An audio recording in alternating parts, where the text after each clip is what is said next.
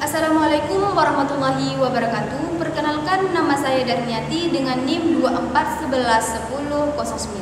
Dengan saya Belana Anilika dengan nomor NIM 24111008. Dan saya Zarul Fauziah dengan NIM 24111002. Di sini kami akan membahas tugas makalah kami yang berjudul Manusia dan Lingkungan. Di sini terdapat 3 rumusan masalah. Yang pertama, bagaimana manusia memanfaatkan sumber daya alam untuk keberlangsungan hidup.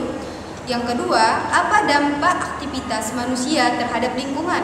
Yang ketiga, bagaimana hubungan timbal balik antara manusia dan lingkungan dapat dikelola secara berkelanjutan. Rumusan masalah pertama adalah bagaimana manusia memanfaatkan sumber daya alam untuk keberlangsungan hidup. Di sini ada beberapa cara. Yang pertama, memenuhi kebutuhan pokok. Bagaimana manusia menggunakan atau memanfaatkan sumber daya alam untuk memenuhi kebutuhan hidup mereka.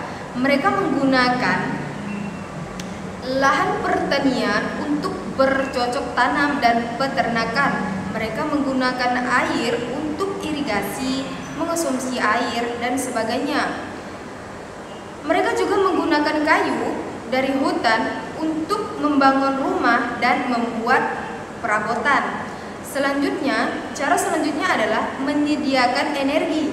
Sumber daya alam seperti minyak bumi, gas alam, batu bara, dan energi terbarukan dimanfaatkan untuk menghasilkan energi yang mendukung aktivitas manusia seperti fosil, minyak bumi untuk bahan bakar kendaraan. Energi terbarukan seperti matahari, angin, dan air digunakan untuk menghasilkan listrik.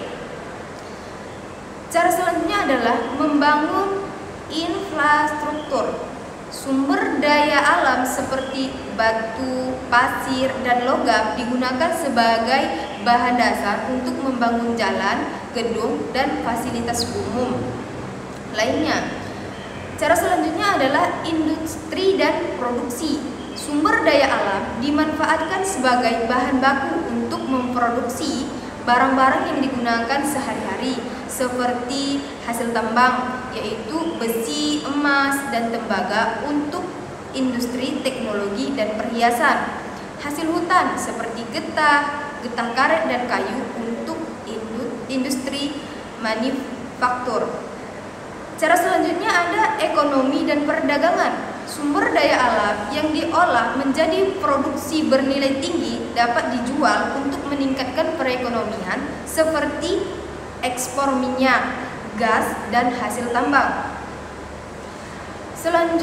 Cara selanjutnya adalah pelestarian lingkungan. Sumber daya alam juga dimanfaatkan untuk mendukung kelestarian ekosistem lainnya seperti reboisasi, penanaman hutan yang gundul untuk menjaga keseimbangan alam, mengelola air untuk mendukung keberlanjutan hidup flora dan fauna, tidak membuang limbah-limbah pabrik ke sungai agar hewan-hewan yang ada di sungai tidak tercemar. Dengan pemanfaatan sumber daya alam secara bertanggung jawab, manusia dapat menjaga keseimbangan ekosistem sekaligus memenuhi kebutuhan hidup untuk generasi saat ini dan yang akan mendatang. Selanjutnya, rumusan masalah yang kedua akan dilanjutkan oleh rekan saya. Selanjutnya saya akan membahas apa dampak aktivitas manusia terhadap lingkungan. Di sini ada dampak negatif dan dampak positifnya. Yang pertama, dampak negatifnya. Dampak negatif dapat dilihat secara fisik, yaitu populasi udara, emisi rumah kaca, partikulat halus dari industri kendaraan dan pembakaran lahan fosil.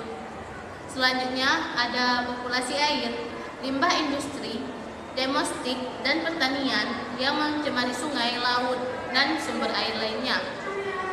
Kerusakan tanah, erosi, dan deforestasi yang mengurangi kesuburan lahan. Perubahan iklim global, pemanasan global, perubahan cuaca ekstrim akibat emisi gas rumah kaca. Adapun dampak biologisnya, kehilangan biodiversitas, penuhnya spesies, kerusakan ekosistem, kerusakan hutan dan ekosistem lainnya, pencemaran tanah dan air yang mempengaruhi kesehatan manusia dan hewan, perubahan rantai makanan dan ekosistem. Dampak sosial dan ekonominya, pengurangan dan kemiskinan akibat kerusakan lingkungan, kesehatan masyarakat terganggu, penyakit respirasi dan kanker. Kerugian ekonominya, kerusakan infrastruktur, penurunan produktivitas, konflik sosial dan politik terkait sumber daya alam. Dampak lingkungan yang lebih luas, pembukaan lahan untuk pemakaian pertanian dan perkebunan, penebangan dan eksploitasi sumber daya alam, pembuangan limbah yang sembarangan, dan perubahan penggunaan lahan yang perencanaan tata ruang. Dampak negatif yang akan dialami untuk jangka panjangnya seperti kehilangan sumber daya alam yang tidak dapat diperbaharui, perubahan iklim yang tidak dapat diubah, dan kerusakan ekosistem yang tidak dapat dipulihkan lagi. Pengaruh terhadap dan selanjutnya adalah pengaruh terhadap generasi yang akan mendatang. Untuk mengurangi dampak negatifnya, harus ada dampak positifnya, yaitu kita harus mengelola lingkungan yang berkelanjutan, penggunaan teknologi ramah lingkungan, dan perubahan perilaku kesadaran masyarakat, kebijakan dan peraturan lingkungan yang efektif, pendidikan dan penelitian lingkungan. Sekian yang bisa saya sampaikan tentang rumusan masalah yang kedua. Selanjutnya rumusan masalah yang ketiga akan dibahas oleh teman saya.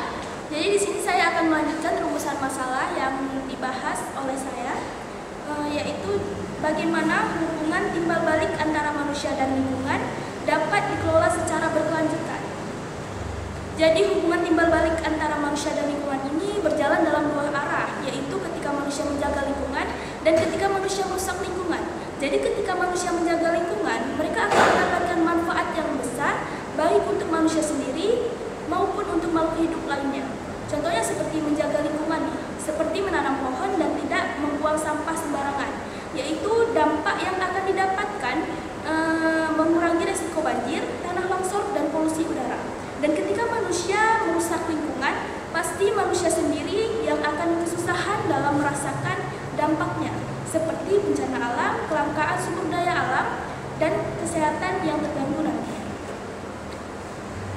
Jadi sumber daya alam itu menjadi fondasi penting dalam kehidupan manusia, karena manusia membutuhkan pangan yang berasal dari tumbuhan dan hewan, serta air untuk minum, dan menjadi bahan baku pertumbuhan ekonomi seperti bahan baku industri misalnya. Dan jika tidak dikelola dengan baik, eksploitasi berlebihan dapat menyebabkan kerusakan lingkungan seperti deforestasi misalnya, yaitu adalah proses penebangan atau penghilangan hutan, biasanya untuk membuka lahan bagi aktivitas manusia seperti pertanian, peternakan, penambangan, atau pembangunan infrastruktur.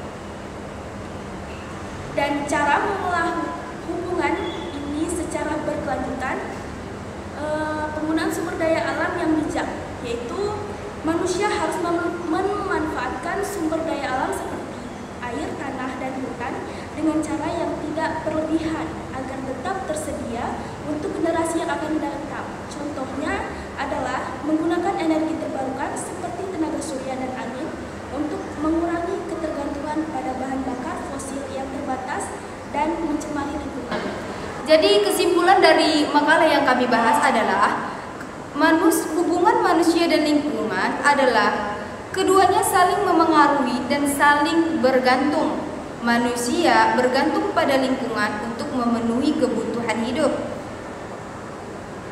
Namun aktivitas manusia juga berdampak besar pada lingkungan, baik dalam bentuk kerusakan ekosistem, pencemaran, maupun perubahan iklim. Oleh karena itu, penting bagi manusia untuk menjaga keseimbangan hubungan ini dengan menerapkan prinsip keberlanjutan, yaitu menggunakan sumber daya alam secara bijaksana dan melindungi lingkungan untuk generasi yang akan mendatang.